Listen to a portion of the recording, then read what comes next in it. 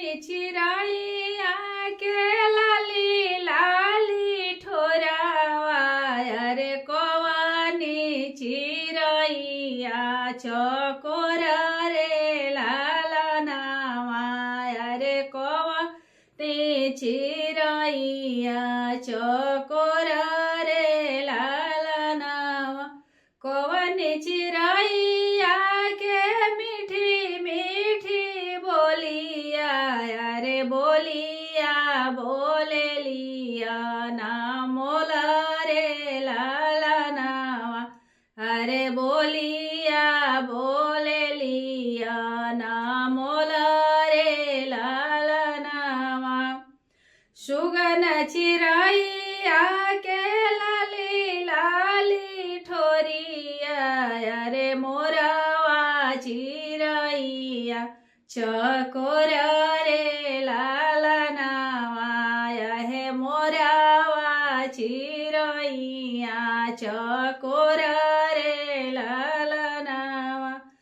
कोयल चिराइया के मीठी मीठी बोलिया कोयल चिराई आके मीठी मीठी बोलिया अरे बोलिया बोले लिया ना मोल रे लालनावा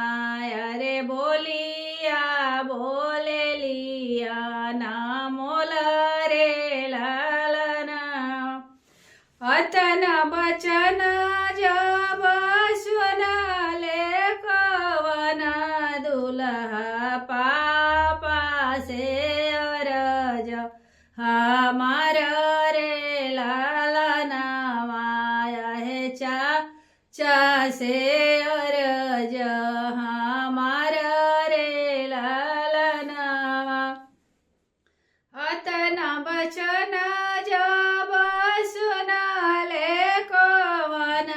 दुल्हा रे भैया से अरज हमार ए लालनावा रे जीजा से अरज हमार रे लालनावा जवन चिड़ैया बाबा मीठी बोलिया बोले जवन चिड़ैया चाचा मीठी बोलिया बोले अरे वो चिड़ैया हमाले बोरे लालनावा अरे ओ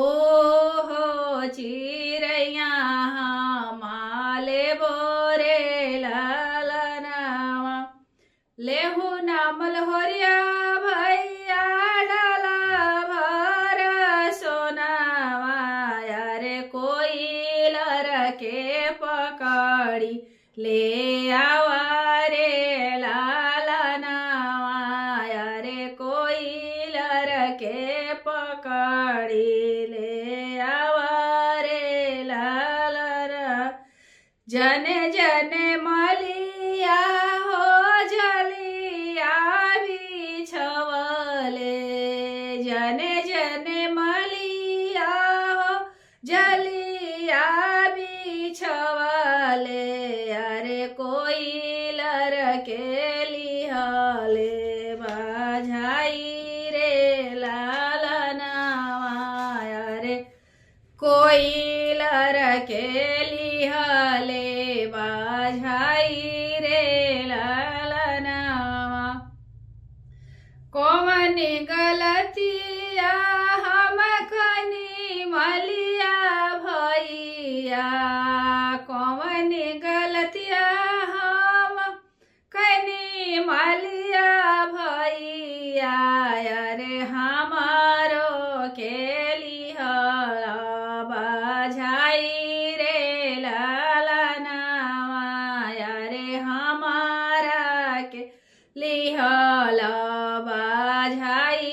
रे लालनावा हमर कवना दुल्हा तयाला बेलावा हमर कवना दुल्हा अतयाला बेला